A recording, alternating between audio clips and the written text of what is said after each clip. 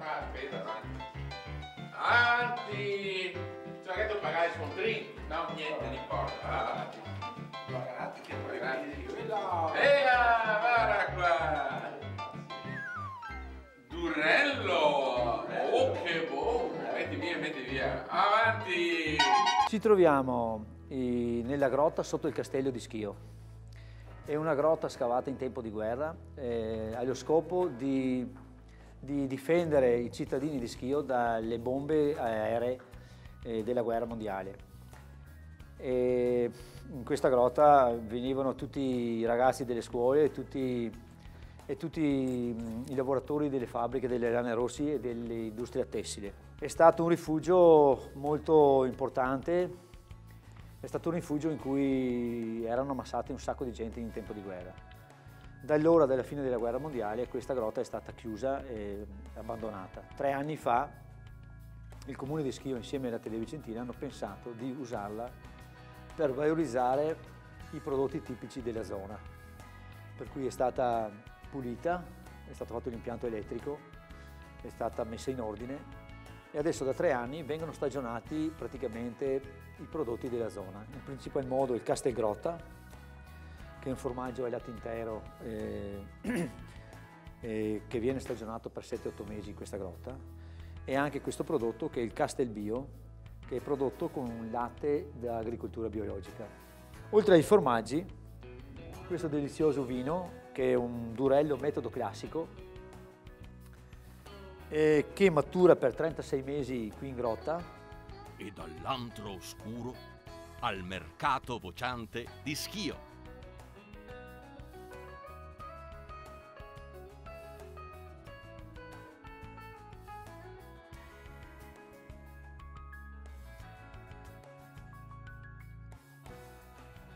Troviamo all'interno del giardino Jacquard, di fronte alla fabbrica Alta. La fabbrica Alta è l'emblema dell'industrializzazione italiana nella seconda metà dell'Ottocento, nel senso che allora questa era la Rane Rossi, fondata da Francesco Rossi e sviluppata da Alessandro Rossi. Qui c'è proprio all'interno del giardino una sua statua. Era in quel momento la più grande fabbrica italiana. Innanzitutto il nome. Jacquard è il nome di un telaio tessile. Il nome deriva dal progettista, siccome fu una grande innovazione passare dai telai tradizionali al telaio Jacquard, abbiamo il giardino Jacquard. Nello spirito di Alessandro Rossi c'era l'attenzione alla fabbrica, ma non solo. Dall'altra parte della città c'è il quartiere operaio, qui c'era oltre al giardino anche il teatro Jacquard, il teatro dove gli operai venivano a recitare o a vedere le opere.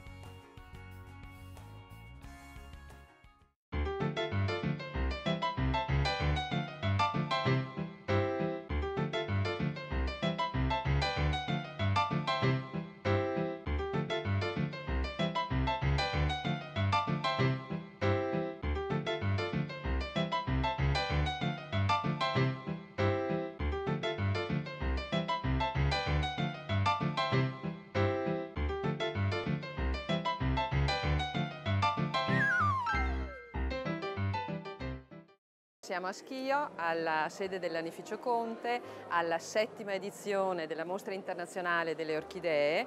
In questa sede, nel 7º anno, abbiamo avuto la possibilità di esporre orchidee di livello internazionale. Siamo nella città della nascita della cultura delle orchidee per quanto riguarda la storia del Conte Rossi. In questa manifestazione noi vogliamo promuovere quello che era la storia industriale abbinata a quella che può essere una cultura che oggi appartiene al nostro territorio e vogliamo dedicare agli altri territori. Con il profumo delle orchidee nell'aria ci apprestiamo a scalare la vetta del Monte Pasubio. Forse è meglio che suoniamo il campanello qua. Sì, per entrare bisogna suonare. Aspetta che posteggio il nostro mezzo. I righi dei sacramenti. Architeco, guarda. C'è un boscaiolo. Andiamo. Mi scusa signor. Parolo di casa, buongiorno. Dove siamo qua? Questo paradiso. Dove siamo qua? Siamo in Maglia Campiglia qua. Maglia? Campiglia. Ma dove? Provincia di Vicenza. Vicenza, Vicenza. chi è che non conosce Manga Campiglia? Comune Posina. Cosa sta facendo? Io devo sbrigare le legni. Sprecare le legne, spacca le legne. Spaccare le legni. Ascolta, noi altri che avevamo un po' di sete. E io un po' di pressa. Io che pressa. Perché sarebbe qualcosa da bere che siamo un po'... Ma e legni serve per cosa? Per fare il fuoco per cosa? Io fare il fuoco per fare il formaggio. Formaggio. Latte, latte. Sì, latte. Se no, latte come fai a fare il formaggio? Se può avere... Questo segno del latte. Vino lui no. vino. Latte. Siamo due sommelier del latte noi altri. Cioè esperti di latte. Siamo latte in lover. 2 gotti di latte, va. A me qua, va. Prego. Grazie. Guarda qua. Buongiorno. Guarda che pareggio qua. Oh. Come si dice? Salute. Evviva. Salute, evviva. Bella tutta sento che avete vacca. Qui avete cavara. Appena munta sta qua. Appena monta. Capra. Sta tenendo capra. ti spunta i corni, no? Cosa? E te guardi.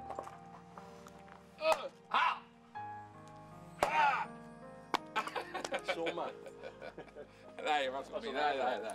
Avevamo uno piccolo di... Vai.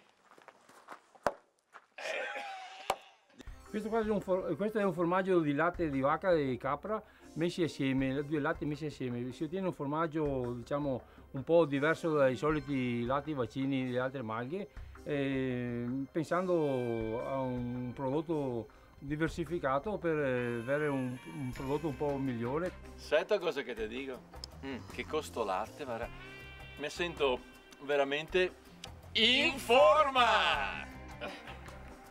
Ehi, ce la fai? Dura! È qua che vuoi. Sempre più in alto! Sempre più in alto! Senti che aria pura! Di là.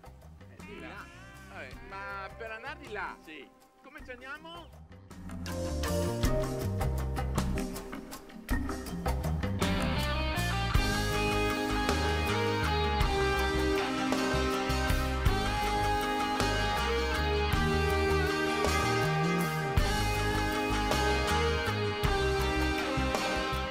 Qui siamo proprio all'ingresso della strada delle gallerie, delle 52 gallerie o della prima armata.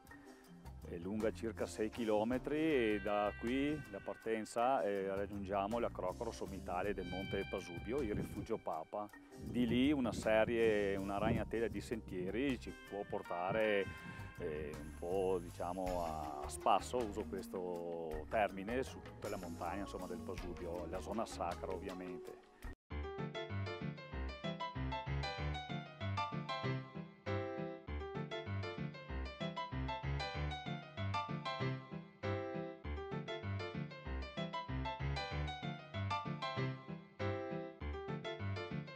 Pedemontana del Veneto, una straordinaria area, un straordinario territorio che veramente può dare grandi soddisfazioni.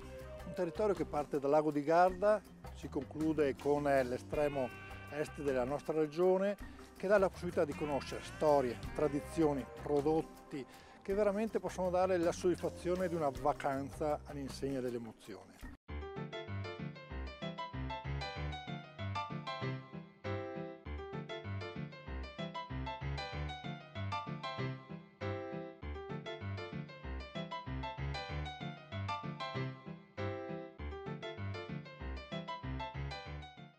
Qui a Posina si mangia sicuramente bene, abbiamo delle specifiche dei prodotti inseriti nell'elenco regionale dei prodotti tipici, principalmente la patata posenata, il fagiolo scalda e il fagiolo del diavolo. Le patate vengono trasformate in gnocchi, che qua potete vedere in fase ancora prima della preparazione, qua allestiti con alcuni sughi, sempre con prodotti del nostro territorio, il burro di malga e i funghi porcini dei nostri boschi.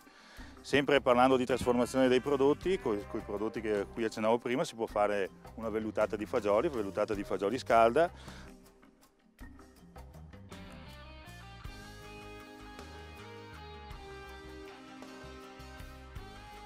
Per il macafame usiamo delle mele locali, del pane raffermo, dell'uvetta e proprio un piatto, anche quello l'unico dolce di tradizione che facciamo? Mettiamo a bagno il pane raffermo con il latte per alcune ore, meglio se una notte. Al mattino rompiamo il pane con una frusta e amalgamiamo le uova. Mi metto un pezzettino di burro qua, prendo le mele, le verso e le salto in padella. Allora mettiamo le nostre mele saltate nell'impasto di pane, mettiamo l'uvetta sultanina,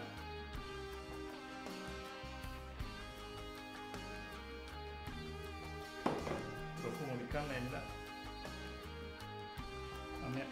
si amalgama bene il tutto, mettiamo il nostro impasto. Poi lo passiamo in forno per 50-55 minuti a 160 gradi.